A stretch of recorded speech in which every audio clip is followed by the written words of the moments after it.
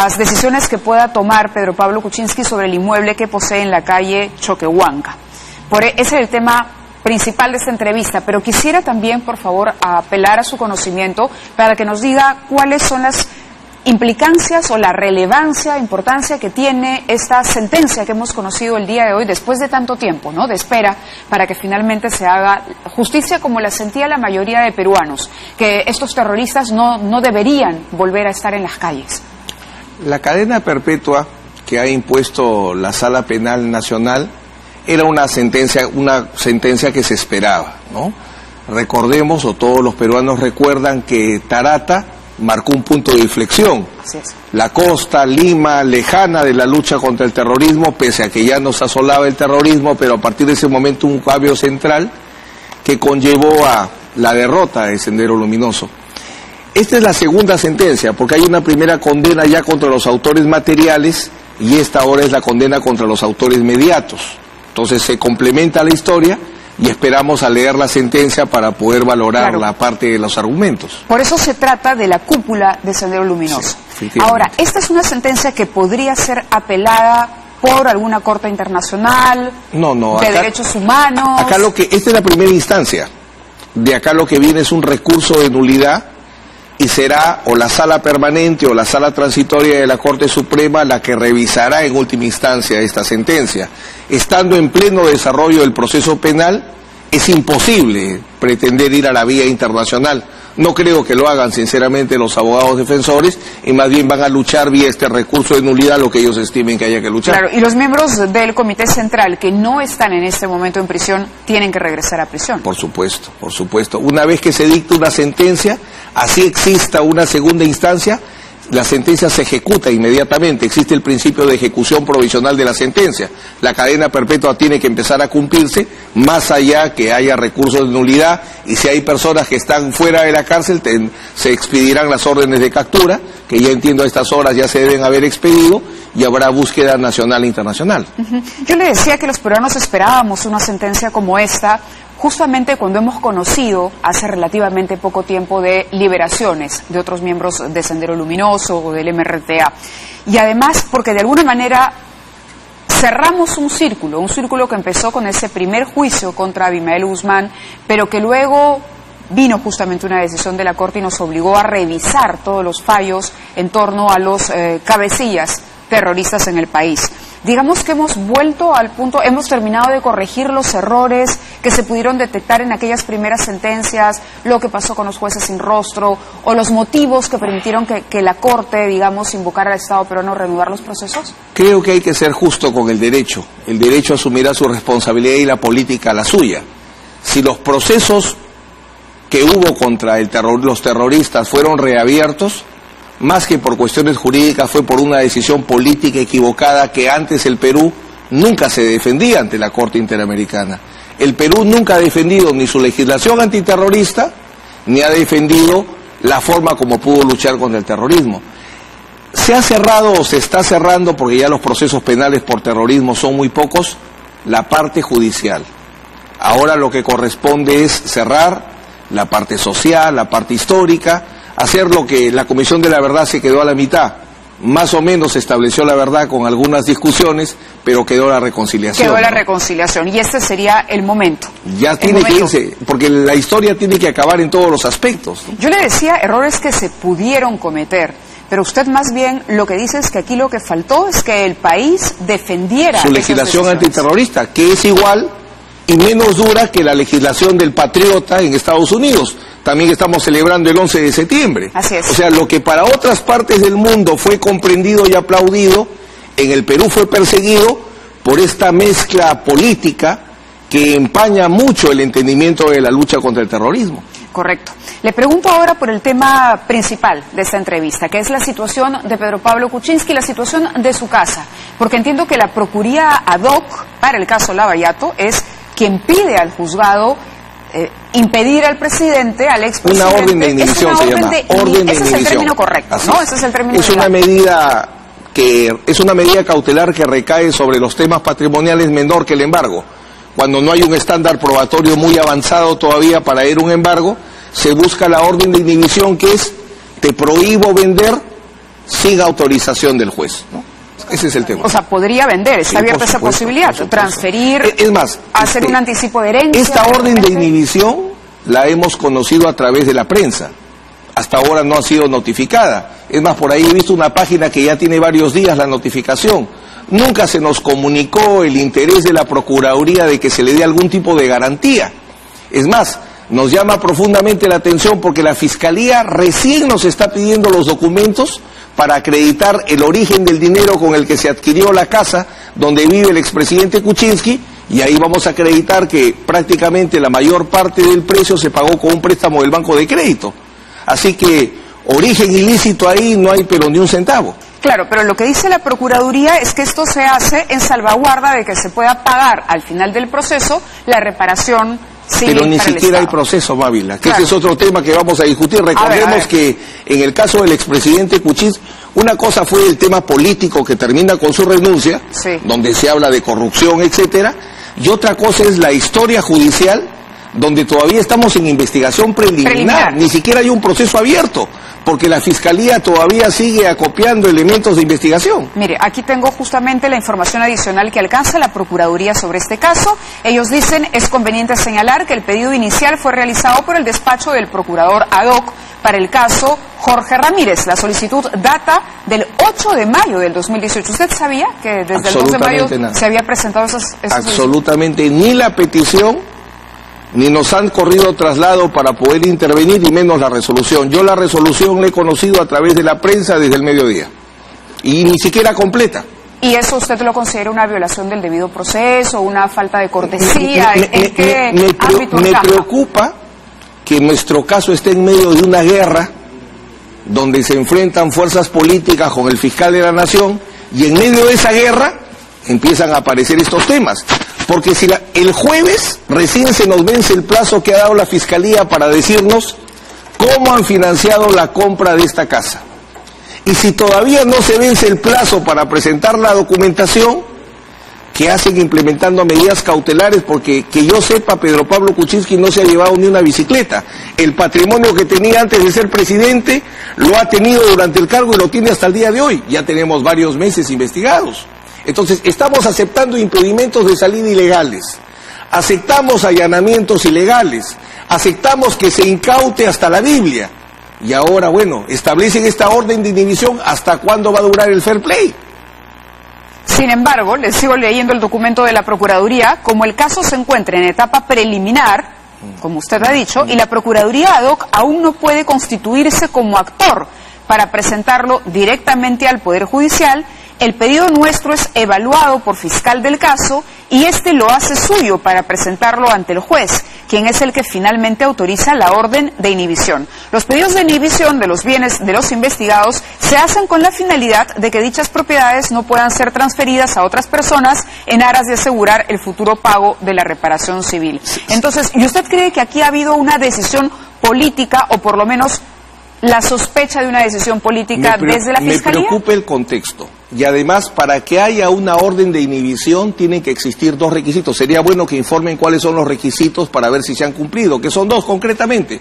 Peligro de insolvencia, porque hay algún tipo de conducta que hace peligrar que el señor va a disponer de los bienes, y elementos de convicción.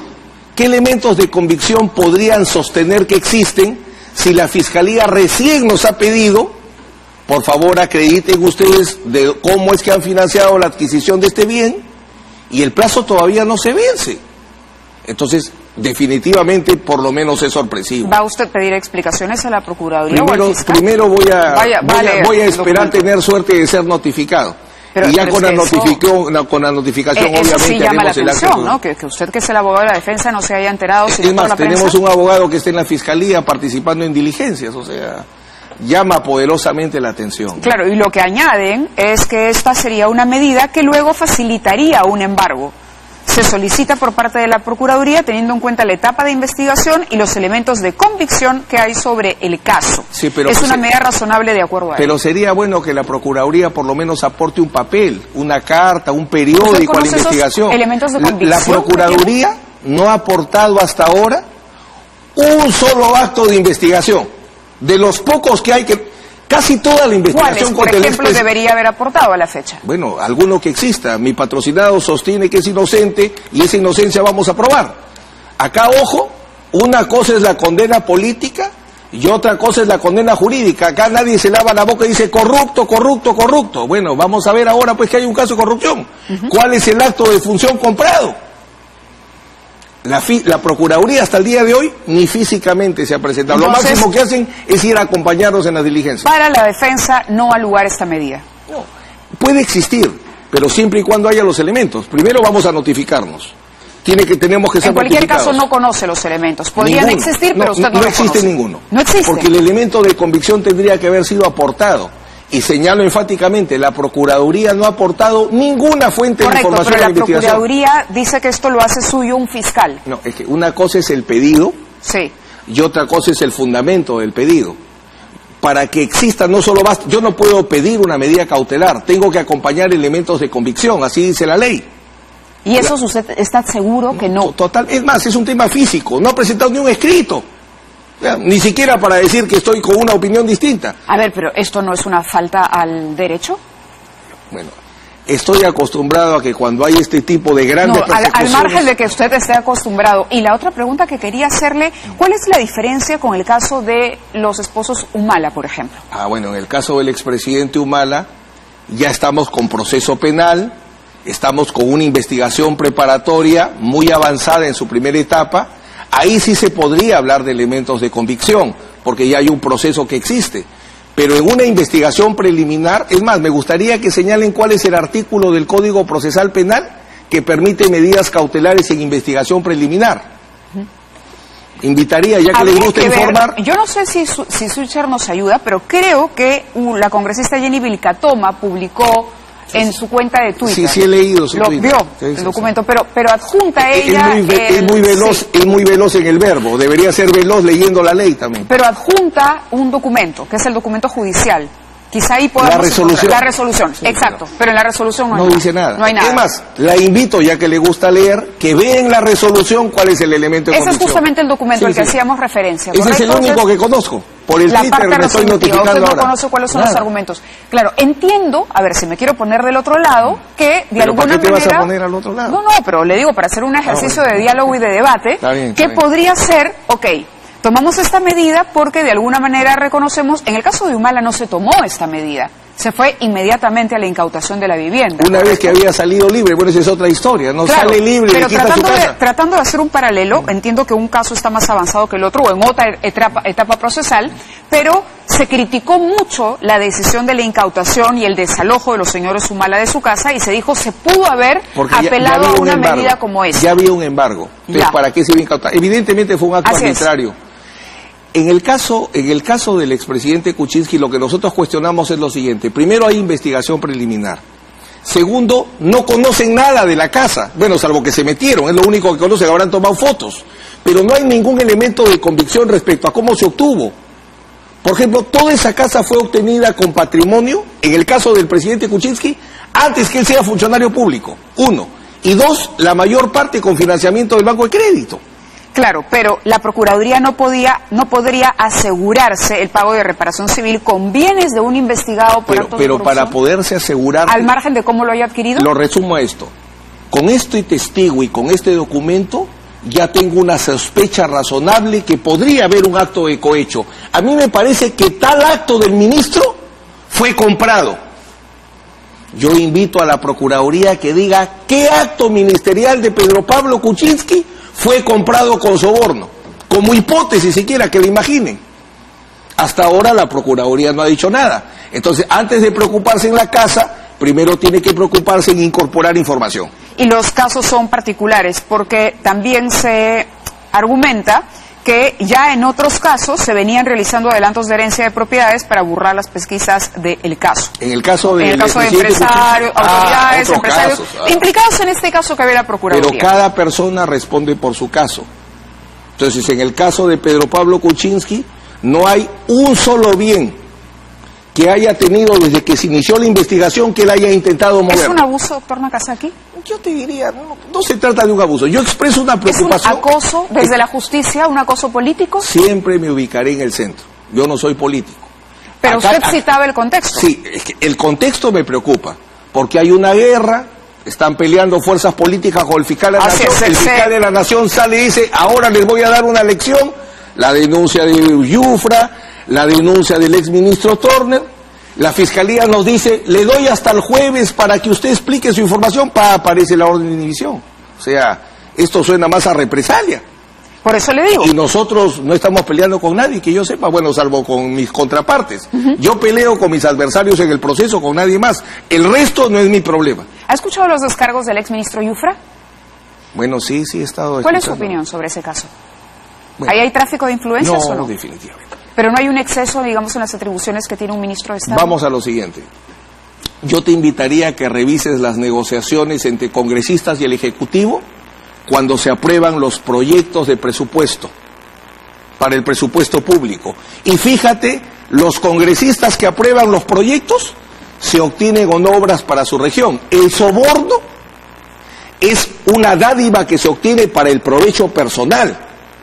Si yo obtengo un estadio para Chiclayo, producto de un voto, eso no es delito, no es antiético, es estrictamente las negociaciones que existen entre el Ejecutivo y el Legislativo. Pero digamos, esas negociaciones... Más allá que los peritos han determinado que en el caso de los mamanivideos, ningún mamanivideo sirve para sostener un caso. Sí, eso es cierto, pero le decía por las competencias del ministro Yufra en particular, porque digamos, no era el contexto de la discusión de la ley del presupuesto, no era el Ministerio de Economía, que entiendo es el que elabora el presupuesto, era una negociación particular del ministro Yufra, porque no era algo formal. Lo que él sostiene, y no hay ninguna prueba en contrario, por tanto su presunción de inocencia es absoluta, que las gestiones que realizó son las propias de un ministro.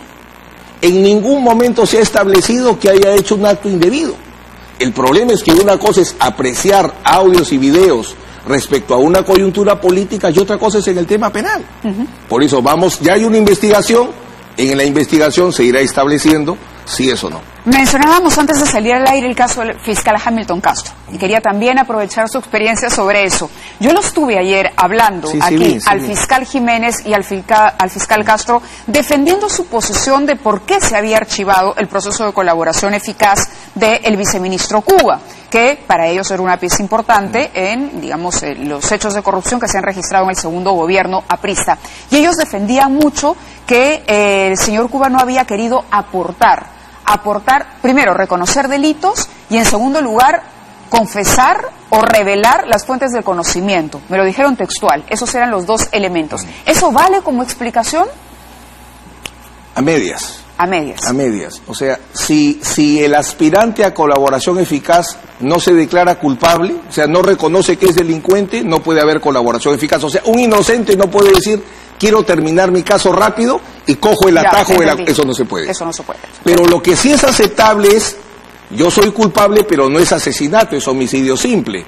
Yo soy culpable, pero no es colusión, es tráfico de influencias. Yo estoy enfermo, pero no es cáncer, es apendicitis. Entonces, cuando hay discusión de la tipificación, lo más adecuado es no cerrar. No sé si este sea el caso, Recuerdo que ayer comentaban que aceptaban colusión simple y no colusión grave. Sí. Entonces, claro, podría haber ese tema de tipificación, ese tema de tipificación no debería meritar cerrar, sino en todo caso congelar. Es lo que sucede en la práctica, ¿no? Porque ellos pueden volver a presentarse al proceso. Congelar es, lo dejo ahí. Ya. Porque, o sea, no estoy tratando de venderte un carro, tú no aceptas el precio, dejo ahí. ¿Para qué lo cierro? Sin perjuicio que cerrarlo, también fue una interpretación equivocada de algún periódico, cerrarlo no significaba ningún acto de impunidad, porque se cierra y se reabre la colaboración eficaz cuantas veces se quiera. ¿Y cuánto es lo mínimo que dura un proceso de colaboración eficaz? Hay procesos que duran.